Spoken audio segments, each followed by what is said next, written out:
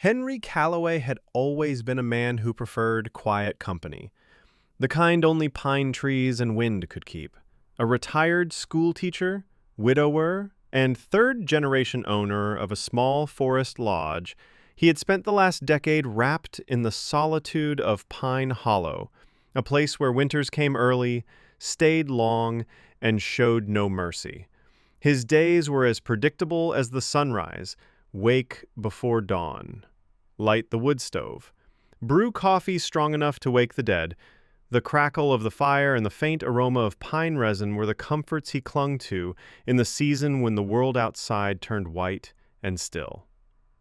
The lodge itself was a relic, built by his grandfather on the edge of a wilderness that stretched for miles without a single road. Towering pines pressed close to the clearing, their snow-laden branches sagging like tired shoulders. Henry liked it that way. The farther the world kept its distance, the better. That morning, however, the cold seemed sharper, slicing the air like a blade. Frost gripped the windows in branching veins, turning the dawn light into fractured glass. The weatherman's voice echoed in his head.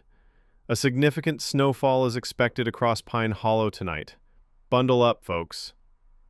Henry sipped his coffee and stared out at the colorless sky, heavy with the promise of snow. He could smell it coming. After breakfast, he layered up. Thick coat, lined gloves, insulated boots. Outside, the wind whispered low through the pines, a voice carrying warning. The chickens were restless, scattering grain in the snow like confetti. The sheep shifted uneasily near their trough, as if they knew something was coming.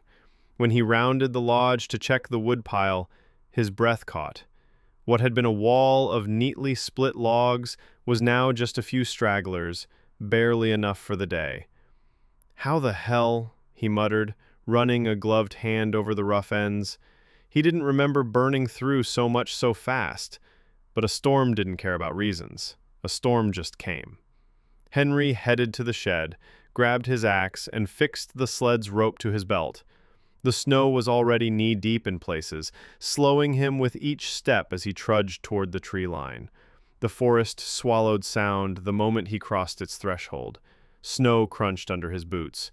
A squirrel chattered somewhere overhead before darting out of sight. This was the part Henry always liked best: the quiet. It was the same quiet his grandmother used to talk about when she told him stories as a boy. Folk tales about strange animals deep in the woods, creatures that protected the forest. Henry muscled the block up onto his back porch, sheltering it under a tarp against the wind. He stood there for a long moment, staring at it, trying to make sense of what he'd just dragged home. One person came to mind: Sophie Clark, his cousin. An ecologist who'd worked in the Arctic, studied glaciers, and knew the difference between a curious find and a dangerous one. When she answered the phone, her disbelief lasted only seconds before curiosity took over. "Don't do anything to it," she said. "I'll be there in an hour." While waiting, Henry considered calling his friend Russ, the local mechanic, but decided against it. The last thing he needed was half the town showing up before he knew what it was. Sophie's truck headlights cut through the early dusk an hour later. She stepped out, breath misting in the cold, her parka dusted with snow. On the porch, she pulled back the tarp and froze. "What the hell?" she murmured, running her gloved hand over the ice. The shape inside was distorted, but faint antler-like projections rose from its head, or what should have been its head. Henry watched her expression shift from fascination to something like unease. "This ice," she said quietly. "It's like glacial ice. It's ancient." That night, Henry checked on the block every few hours. Once, in the deep silence between gusts of wind, he thought he heard something, a faint cracking from within. But when his flashlight beam swept over it, nothing had changed.